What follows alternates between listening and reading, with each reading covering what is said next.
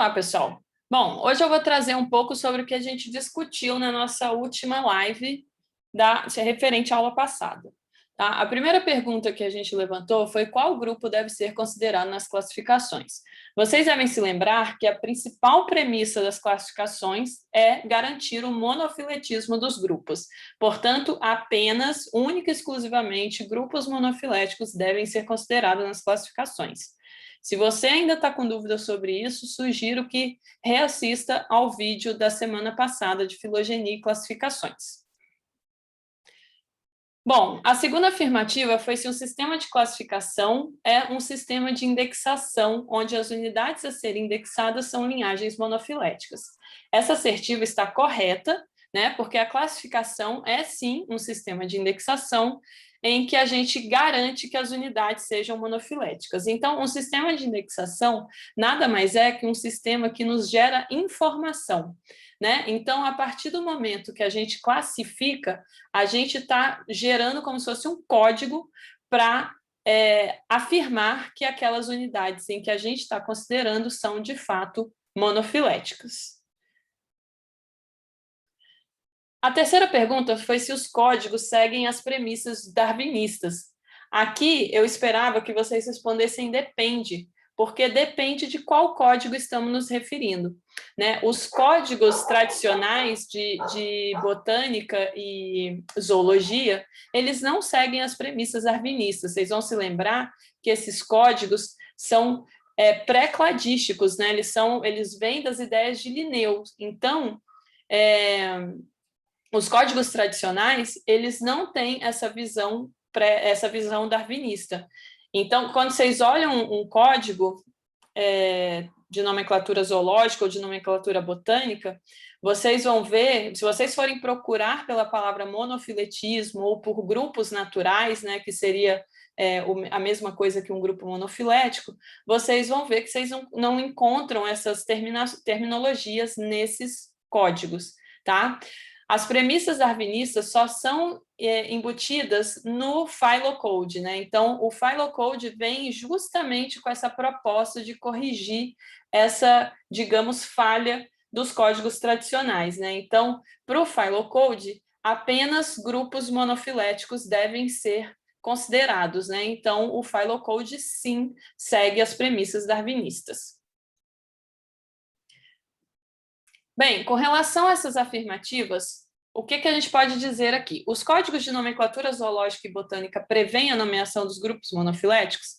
Não, né? Eu acabei de falar isso, os códigos de nomenclaturas tradicionais, né, de zoologia e da botânica, eles não falam nada a respeito de grupos monofiléticos. Esses códigos, como vocês vão observar nas aulas dessa semana, eles só têm a função de estabelecer regras de como dar nomes. Mas se o grupo que você quer dar um nome é monofilético ou não, o código não se preocupa com isso, tá? Os códigos tradicionais, né? A segunda assertiva é: o phylocode tem a proposta de mudar toda a classificação atual?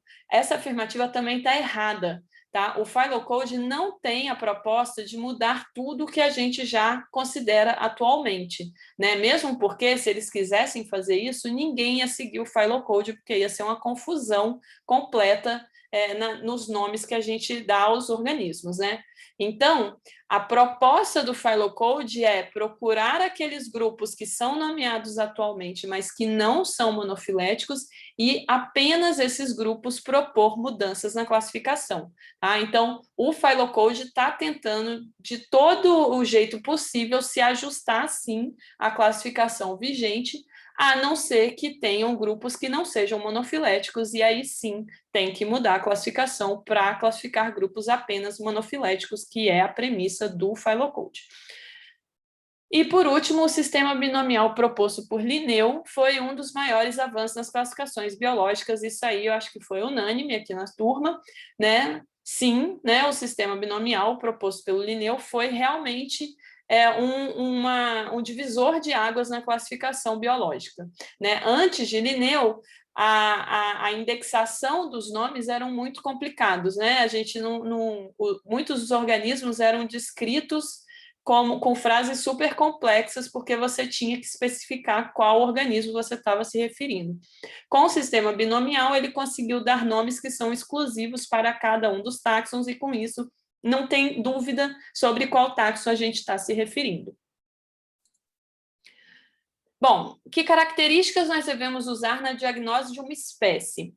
Para a gente diagnosticar uma espécie, a diagnose significa as características que são exclusivas àquela espécie, ou seja, as características que fazem com que aquela espécie seja uma espécie diferente de todas as outras, né? Então, diagnoses sempre serão, de uma espécie, tá? Sempre serão autapomorfias. Muita gente respondeu sinapomorfia. Isso estaria certo se a gente quisesse a diagnose de um táxon mais amplo. Então, por exemplo, se eu fizer a diagnose de mamália, aí sim eu preciso falar sobre as sinapomorfias de mamália.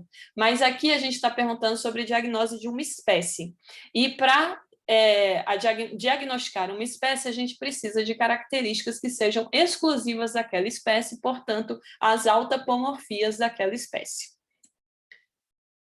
Bem, na topologia abaixo, os quadros C, D e E podem formar quais grupos? Aqui teve um empate, né?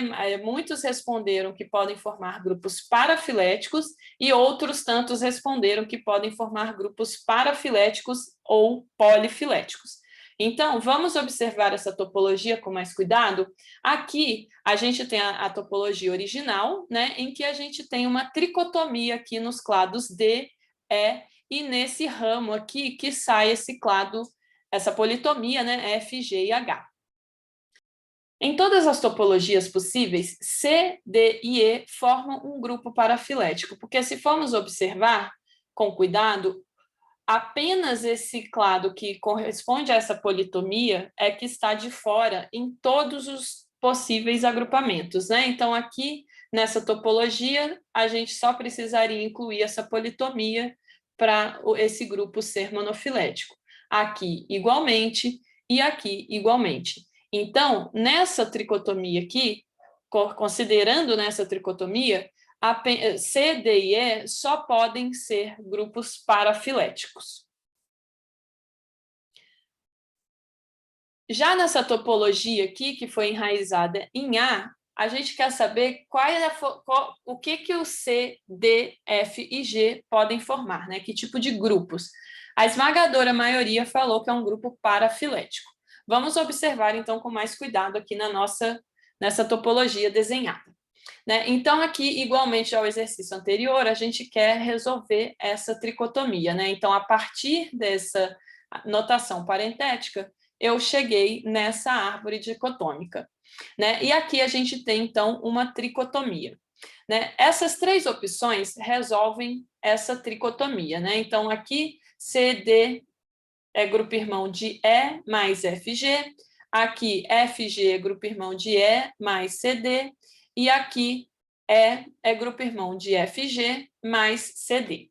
Então, a gente quer saber quais as relações entre C mais D, F mais G. Bem, então aqui, a gente quer saber, então, as relações desse clado e desse clado aqui, né? Nessa situação, C, D, F e G, eles formam um grupo parafilético, porque está faltando apenas E para se tornar um grupo monofilético.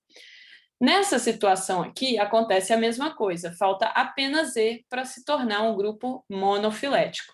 Mas, nessa última opção, a gente tem F, G, C e D formando um grupo monofilético.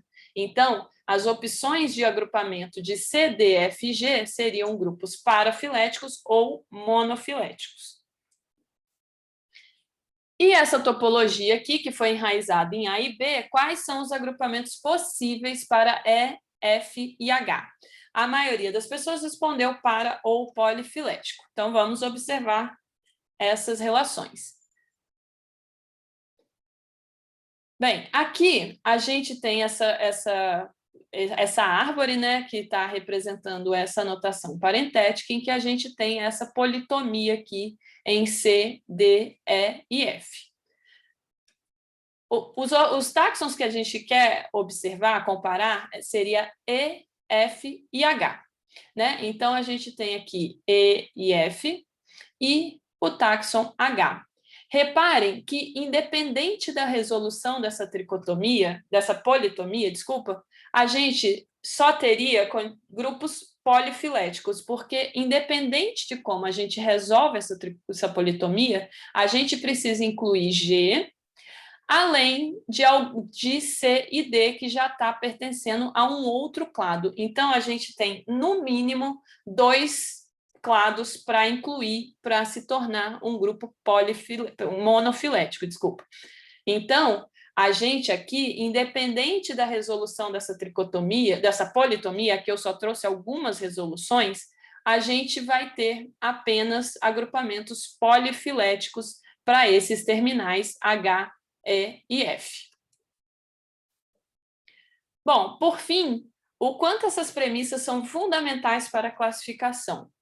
Nomear apenas grupos monofiléticos, eu esperava aqui uma nota máxima, porque a gente já cansou de repetir que as classificações querem apenas nomear grupos monofiléticos. Essa é a premissa primária das classificações.